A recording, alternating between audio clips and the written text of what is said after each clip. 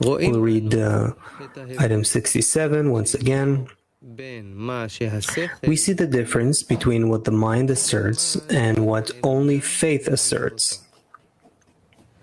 And what is the reason that when something is based on faith, we must constantly remember the form of the faith? Otherwise, he falls from his degree into a state suitable for one who is wicked. These states might happen even in a single day. One may fall from his degree many times in one day, since it is impossible that faith above reason will not stop even for a moment during one day. But specifically by constantly stopping, having cessations from faith and renewing it again, and then it stops again, and he renews it again, by all those renewals, he actually has steps forward.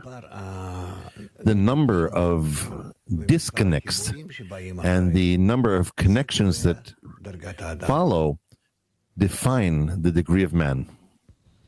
Yes.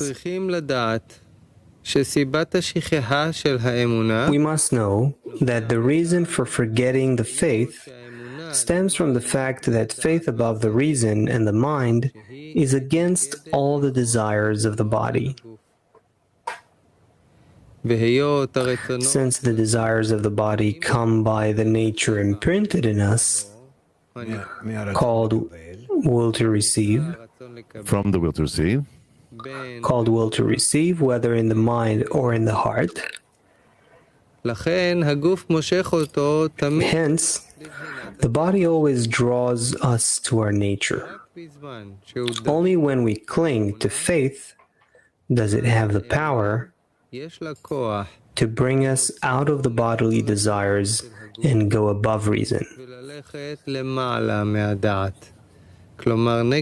meaning against the body's reason.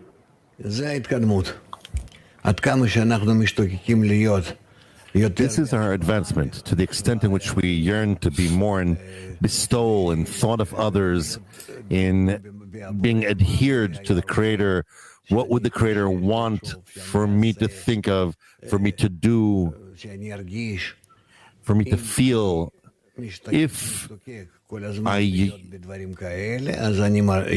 yearn to be in these things constantly, then accordingly I will also feel, to the extent in which a certain force will come, tell me that it's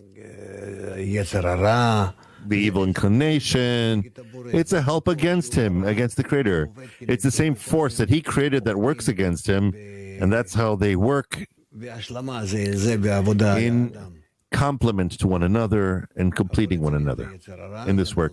The Creator needs the evil inclination. It's an angel in his hands of the Creator, and then he constantly disconnects us in order for us to want to once again connect to the Creator. And again, the evil inclination disconnects us, and again we connect to the Creator according to our exertion.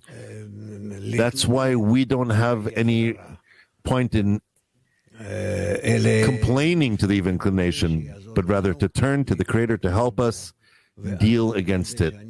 And then by me turning like a little child who is afraid that something won't work out, so he runs to his mother crying next to her, and then she helps him. So that's how we too need to do. In every single situation, turn to the Creator and not try to do anything for oneself. We don't need to waste time on that. Anything that does not work out in our spiritual work, everything that we feel some lack of success in the connection between us, in our mood, in anything, we immediately need to turn to the Creator, not to waste time, as if we can overcome this. It's called the pride of man shall humiliate us.